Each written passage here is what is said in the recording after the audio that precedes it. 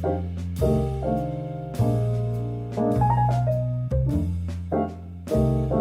going on, people? Listen, this is the enlightened Mr. Phillips, and you are watching Making the Transition. Now, before I get too deep into the things I want to talk about today, I want to make a quick PSA, meaning my personal shit announcement. Now, I got 3 kids, right? 2 girls and 1 boy. Now, it wasn't necessarily something that I thought would happen the way it did, but it did. Now, I decided to take these kids on to my journey, and it's been difficult, but we're making it through, right? But here's the thing I always try to understand about being a parent. Now, at what point does your journey end with them and their journey begins by themselves? I mean, you never really can tell because only time can determine that exactly. I mean, it can happen right away, or it can take years before they detach from you being their parent and them being an individual. But I say that to say this. No matter what you decide to do as kids, we want the best for you no matter what. We wish for you to have great success in your life. That's what we want. But you got to want that for yourself for it to actually happen. At some point in time, you got to say to yourself, sweetheart, look, what am I going to do with myself? Because dad and mom can't do it all for me no more. Sometimes you got to understand your situation and realize what you need to do to make it better. Because there's but so much a parent can do to make your situation better. Especially when you decide at one point in your life that, what you're going to do matter more than what I say to you. Now, when you come to that point in your life, what else can I do but advise you? I can't make you do nothing. As much as us parents wish we can make you do things, we cannot. So, to both of my daughters and my son, I love you with all my heart. Now, the first thing I wanted to talk about was friends. That's such an integral part of you growing up is having friends. Because, basically what your friends do, you pretty much end up doing as well. But the question is, at what point do you decide that what your friends are going to do, you're going to decide not to do, especially if it's detrimental to your future? Now, I had a lot of friends as I grew up decided to do certain things in their lives that I feel like I couldn't do, because I saw the big picture. And I wasn't willing to jeopardize my future doing some of the things that they did. Not to say what they did was wrong, because whatever they decide to do with their life is their life. But at what point do you decide that you got to move in your own direction? Because like I said, friends are very important to your growth as a person. Friends are an extension of your family. So when you leave your house, your friends are an extension of what's going on in your household. So whatever you do inside your house, you bring that outside into the world, and then hopefully you and your friends can somehow find a medium and y'all do whatever it is you do together. Get in trouble together, you fight together. All kind of things happen during that whole period. But then you got to ask yourself, am I my friends, or am I a product of how I was raised in my house? Sometimes people's households aren't that great, so all they have is their friends. So it's understandable sometimes when, kids end up joining gangs and getting involved in certain things, because sometimes there's more love coming from that than it is from their own home life. But eventually, as you get older, you got to say to yourself, do I want to continue living this way? Is this something that's going to be beneficial to me as I get older? Will I be able to actually prosper from these things that I'm doing as a child into an adult? See, this is all about making the transition. That's all it's about. So when I say to you making a transition, that's what I mean. Making decisions from a child to an adult. Now, at first it started off where I was saying, we had to come to grips with the fact of us being Generation X's, no pun intended, to understanding these millennials, because they're so different than the way we do things that we had to sort of figure out how to understand where they were going, what they were doing. And I figured it was kind of easy, honestly, because we were so hard up with some of the things that we did, it sort of pushed them away from wanting to be anything like us, which is very similar to the generation before us who raised us. The way they lived their lives, we did whatever we could to be nothing like them. Now, that's a whole other conversation. We talk about generation and things of that nature. But that was the basis of where this came from, why I started to do making the transition, because the idea of us ridiculing and criticizing the generation below us, I think is a terrible thing to have to do. Because technically we're responsible for what it is they're doing today. Yes or no? How they think, how they move, how they dress, had everything to do with how we were dressing and acting. How we had our clothes, how baggy they were. Now they don't want to wear them that way. As far as they're concerned, that's ridiculous. Now, one thing I will say though, in our generation, we had a prince. There was only one prince. Now it seems like we have a whole bunch of princes walking around. I mean, no disrespect. I don't mean to say that these are princes or they're funny. It's just that look was specific to a certain person. It wasn't everybody running around looking like Prince. But like I said, to each his own. Whatever you like is what you like. But the point is, making the transition from that to what we see today. Personally, I don't knock them. Even the music, the way it is. Some of the stuff I do like, some of the stuff I don't. But what do you expect? For it to sound the same from our generation to theirs? Where's the progression? You may not like it. It may not be as informative, or it may not be as, enlightened or evolved as you might like it to be. But you know what? It's still music that these kids enjoy listening to. And you think about it. A lot of these kids had to deal with growing up with fathers who weren't around. Fathers who didn't put the time in and spent more time running in the streets and concerning themselves by doing bids and coming out of that. See, psychologically, that plays on the person's mind. It's like, damn, do I want to be the same parent or adult that my parents were to me or my father was to me? All that stuff goes through your mind, just like it did with you.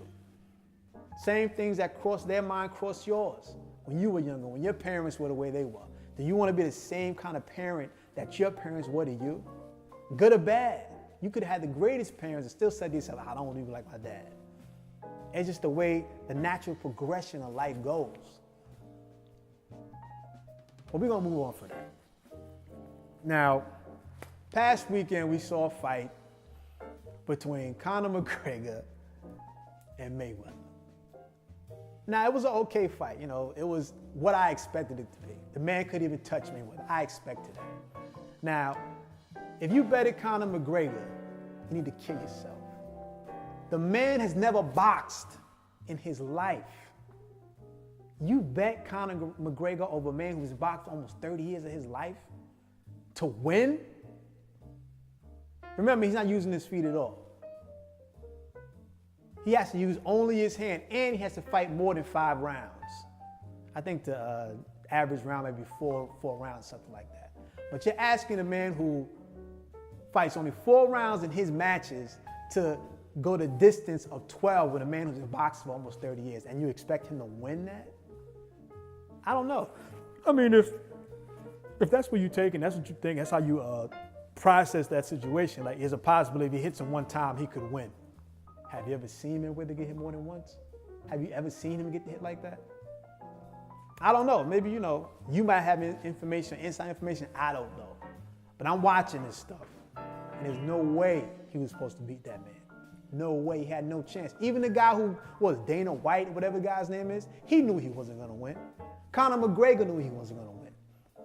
But technically they both won because they end up with $100 million each. God damn, how do you get $100 million for half an hour? As far as I'm concerned, that's an intelligent business move. But if you bet that Conor McGregor will beat Mayweather, I don't think you should kill yourself. But listen, we're going to move past that. I don't know much more I can say, but I was hoping to be able to interact with you guys so we can talk about it more and see where your point of view was from, with that was from. But that's okay. Maybe next time we'll talk about something like that, and you can probably give me your insight on the situation too. But We're going to keep it on sports real quick. Now, everybody's talking about this boycotting of the NFL because Colin Kaepernick hasn't been picked for a job with any of the NFL teams. Nobody signed him to any team yet. Well, technically, that was a decision that man made. You do realize this is a fraternity that these sports are based on. They don't care about your individual issues. You cross what they do or how they operate, especially not standing for a flag. You know how they love that flag. And he chose not to stand for it, and you expect there to be anything different. But what I say is if you're going to boycott NFL, boycott them all. Because trust me, there's an issue in each one of these sports that need to be addressed. Now, I'm going to ask you one question. Out of all the three major sports franchises that we all watch, from baseball, basketball, to football, can you tell me how many black owners there are? And I'm going to wait for that. Now, while you think about that, pretend that I already know the answer.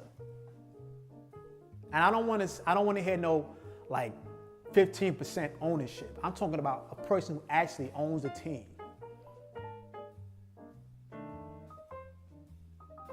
Now, you can't find none. And if you did, it wouldn't be in either one of the two sports. You would literally have to go to baseball. And guess what? He's not even a black American. He's Hispanic American. But maybe that doesn't really matter to you, as long as he's black, right? That's what matters. He's a black Hispanic American. But the question is here, like, we don't own any of the teams that these players play for. And you're talking about boycotting one franchise, one association, one sport? You think that's going to make a change? One sport, he comes back, you back to watching football.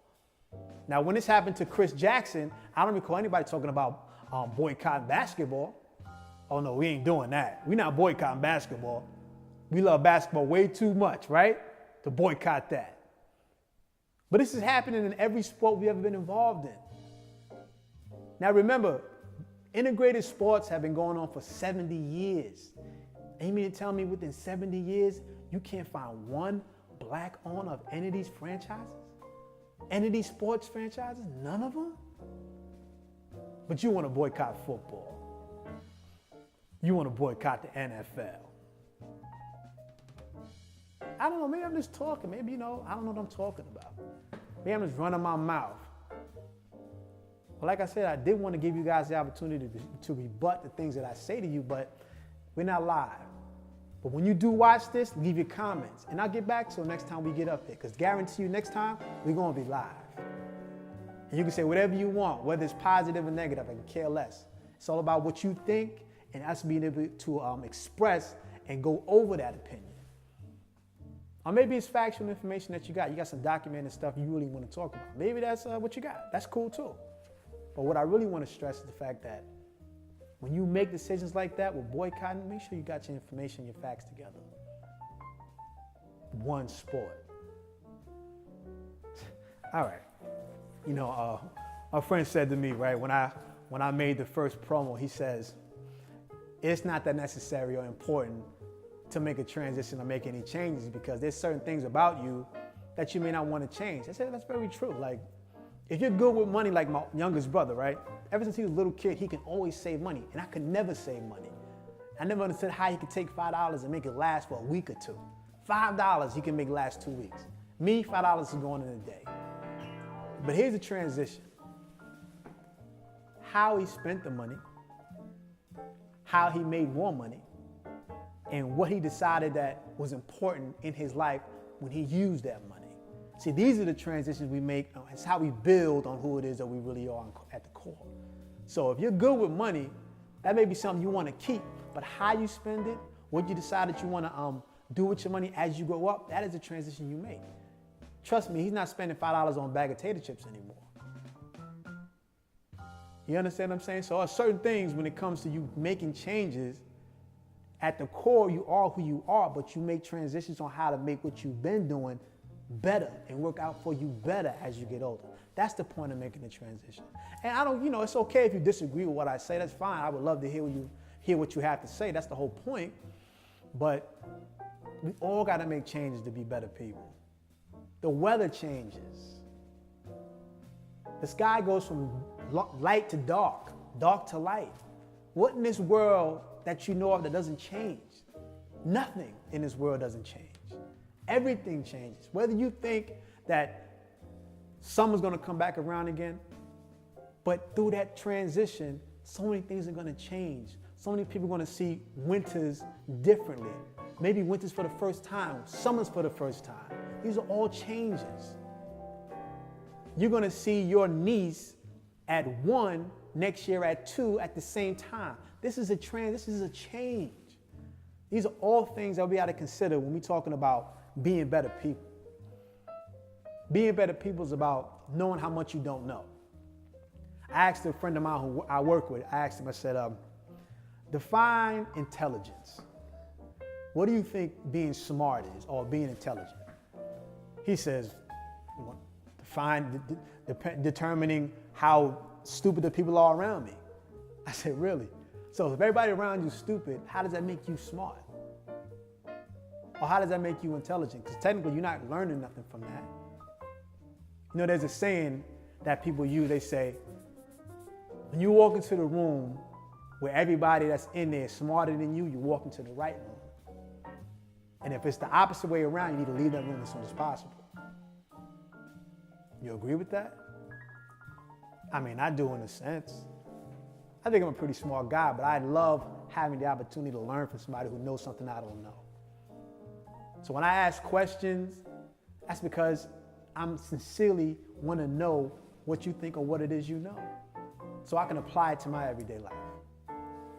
And the application of information is truly a testament to how much you learned. Because you can know a lot of stuff about the world, you can know a lot of stuff about your history. The question is, how do you apply what you've learned to your everyday life? Can you apply it? Because if you can't apply it, what does it matter? What, it's just some research that you've discovered and figured that you know it now, so that makes you a better person, which is cool, because it might. But if you applied it, that's how it makes you a better person. You applied it to your everyday lifestyle. Now I'm going to say something that might be kind of controversial. It might be, if I haven't already said some stuff, but when you think about people being racist or prejudiced, prejudice about what? Racist about what? Do you hate white people because of their skin color? Is that what you despise about white people? Do you despise black people because of how high they can jump, or how they talk, or how they behave?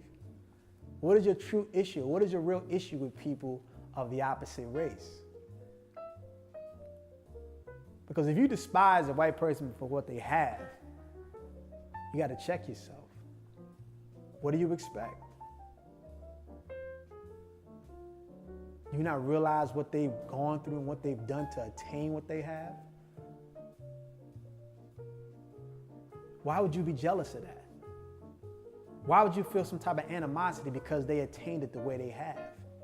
I'd never be as upset or jealous of a person who stole a car. I would never feel no type of way from a person who stole clothes from a store. Why would I feel jealous of a person who stole some shit? He stole it. He didn't work hard for it. You see, the mentality or the perception that you have about people has to be corrected. I know you might feel a certain way about things, but you got to look at it through a different perspective. It ain't about how you feel. It's about what you can apply to your life to make you better. How is hating somebody for what they have making you better, especially if you know the history of it?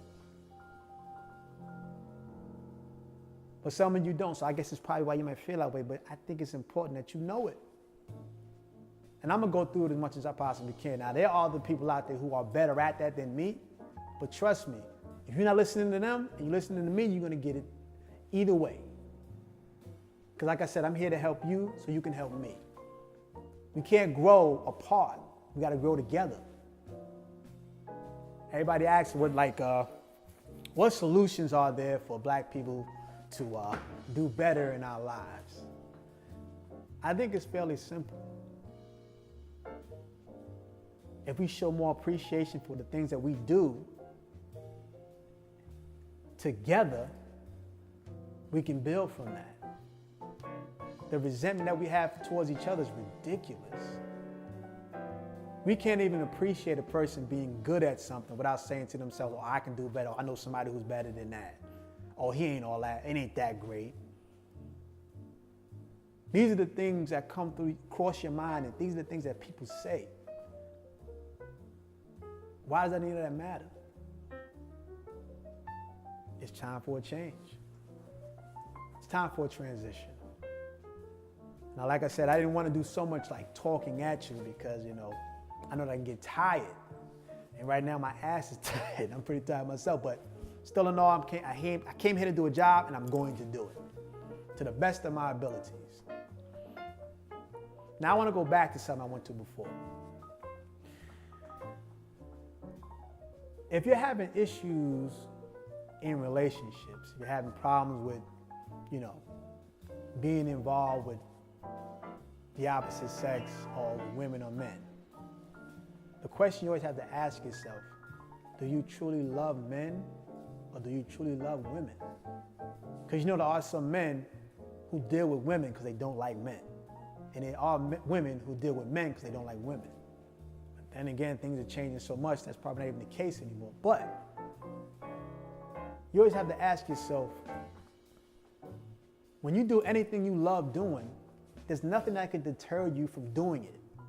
You may have to find some other avenue to go down to do it, but you're willing to do it at any cost.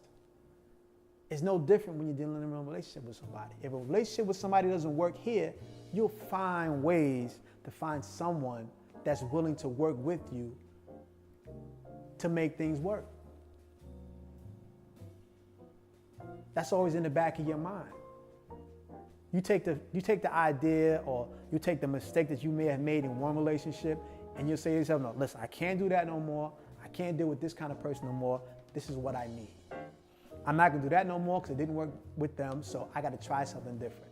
See, these are things that cross your mind when you love doing something. I can't work there no more, but you know what? If I go here, I know what I'm gonna do here.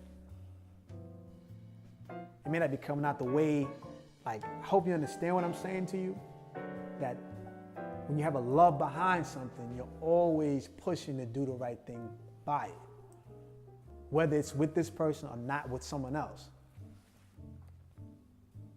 Yeah. But that's the gist of what I'll be talking with you guys about during the week. I'm gonna try to do another 2, maybe 1 or 2 times this week if I can, but I hope you guys enjoyed what I was talking about today, because I didn't get a chance to hear back from you guys, but like I said, hopefully next time that'll happen. But like I said, we're gonna be making a transition for the rest of this year until we can't do it no more, because I'm only here to help, and I need your help to do that. All right? Take care of yourself.